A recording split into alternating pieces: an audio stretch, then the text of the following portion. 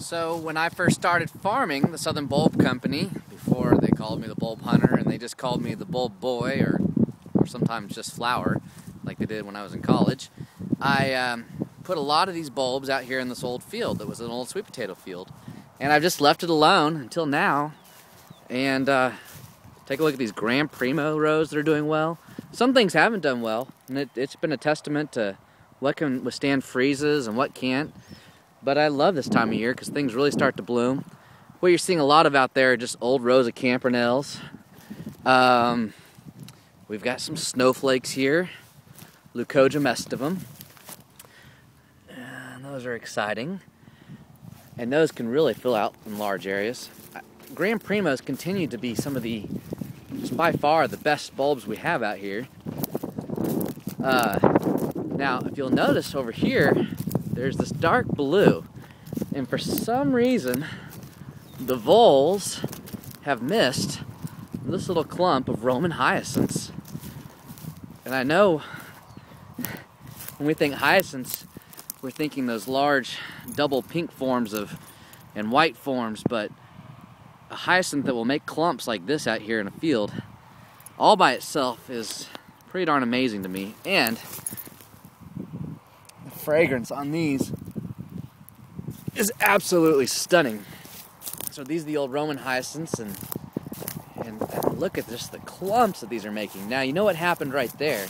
That's probably a little too many for one spot. And I see some different colors in there. The voles probably took them from the centers of the rows because there's nothing over here where there should be stuff. And they've piled them here into big stockpiles where they probably want to eat them later. But these are all doing well and where they're supposed to be. And let's go over here and look at a few more things.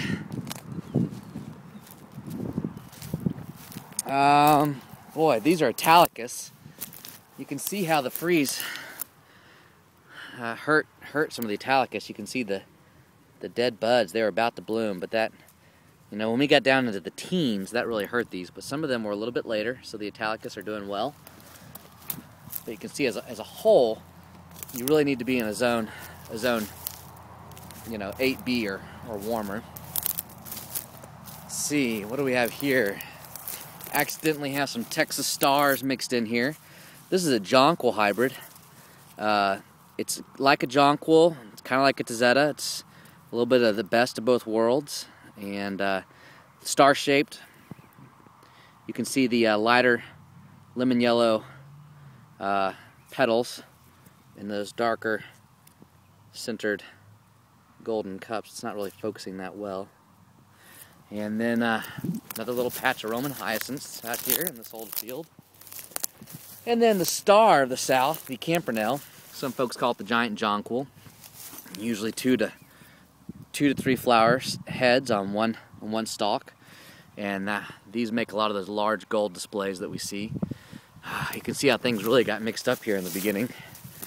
Butter and eggs, orange phoenix. The actual true jonquil mixed in here with some snowflakes. That's Narcissus jonquilla. And this is a sweet, almost bubblegum smell, which is out of this world. And boy, everything's blooming at once. So jonquils, snowflakes, campanelles, Texas stars, and our rows of Grand Primos, and Roman hyacinths. And way out there, that patch of gold is Trevithium. That's a quick walk around the Southern Bulb Farm. I'm going to take some pictures and some close-ups and try to separate all these out so everybody knows what the difference is between a Narcissus, a jonquil, a tazetta, a daffodil. They're all related, they're all Narcissus, but it can be kind of confusing. But the snowflakes here are their own genus. And it's just a quick update from our old piece of land here at the Southern Bulb Company.